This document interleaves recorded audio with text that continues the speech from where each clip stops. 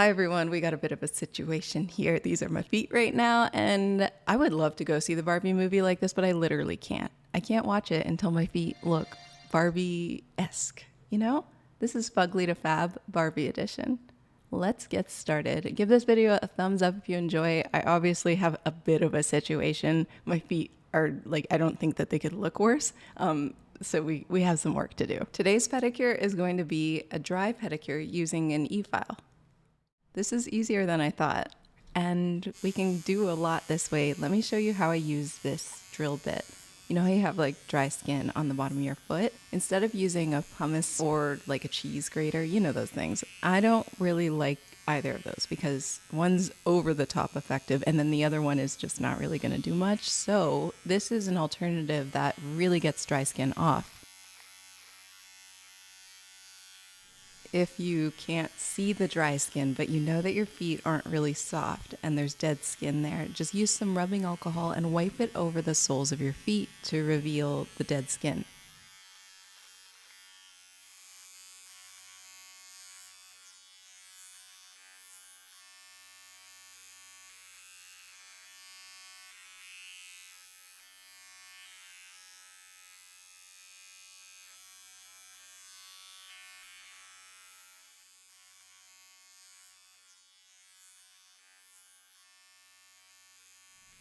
Now that you take off all of that dead skin from the bottom, it's time to work on the top of the feet, which I need to remove some color first. I'm using a tiny little sanding bit and I'm going to remove the shellac that's on my toes, since it can't be removed with regular nail polish remover.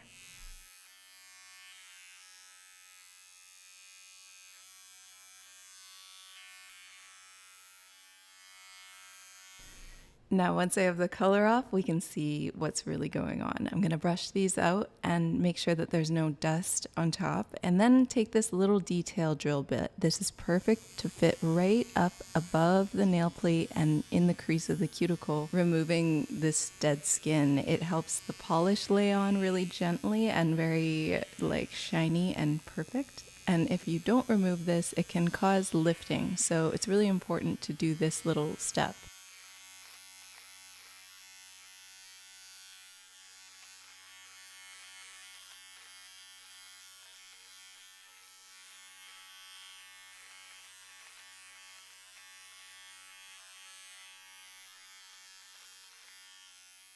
Now, this is of course really key because I want to remove the jagged edges of the toes. And for me, I'm actually going to be doing an extension on one of my toes where I banged it and the nail kind of like chipped off in a weird way. So I want the toes to all be kind of rounded and long, and that's why I'll do an extension on that one. Now I'm going to do a foot peel. So we're going to do this pedicure in two parts. This one is a week before the actual polish. This kind of foot peel sock thing, there's so many different brands where you can get these, and they are pretty intense. Your whole foot is going to peel itself off, I mean all of the skin, and you're going to have brand new feet, which will help with discoloration, hydration, just making your feet look great.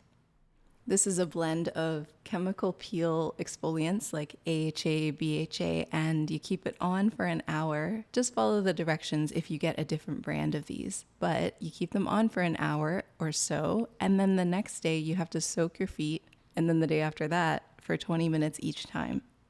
This doesn't hurt or anything. It just feels like you're wearing very wet little socks or bags on your feet. And I'm going to soak my feet. And I didn't capture what happened after because it was very incremental. Sometimes, some days I would look at my feet and there were big chunks of skin coming off.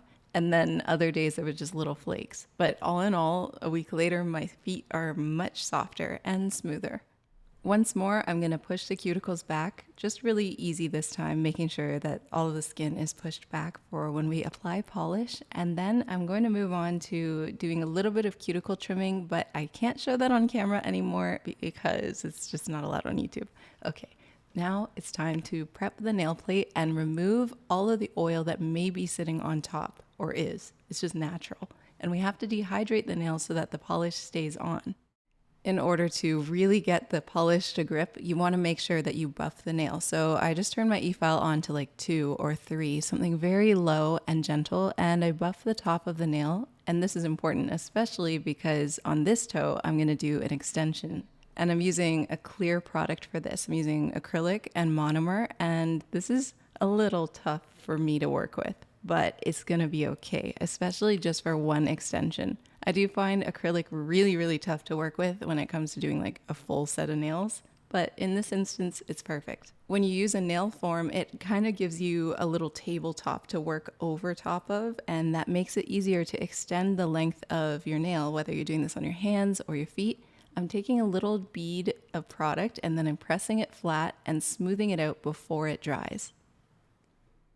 Now, one last detail, which is to file the nail. Make sure it's all smooth on top if you do an extension, and then also take your file and smooth out the edges of your toenails so that they don't get any hangnails, and they also just look more professional.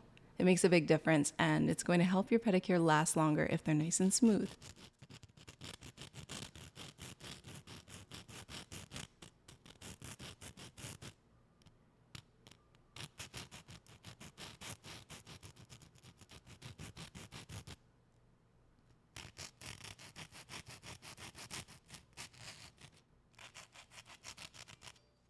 If you have a lot of lifting whenever you do your own nails, just make sure you keep using that acetone or nail polish remover or rubbing alcohol to wipe down the surface of the nail plate, because you'd be surprised how many times you just like touch it and it transfers oil there, and then next thing you know, your pedicure is lifting like within a week or two.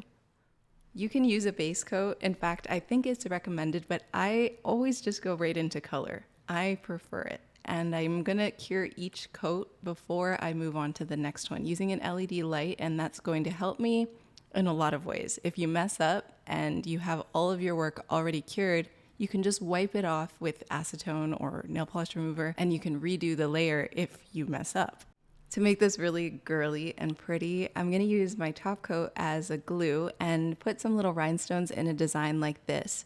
Because they're not just randomly placed, it looks very perfectly oriented to the toenail shape, which is what I recommend. If you have different sizes, use the biggest one in the middle and then gradient them down to the smaller ones on the sides. Take a look and see if you need a little something extra. I decided to add one little rhinestone in a gradient downwards in size so that each toe has a little bit of glitz and bling. I love these so much. Please give this video a thumbs up if you enjoyed it, and if you like these pedicure videos, I'm trying to get better at doing them, so thumbs up if you enjoyed. To watch more, click my channel.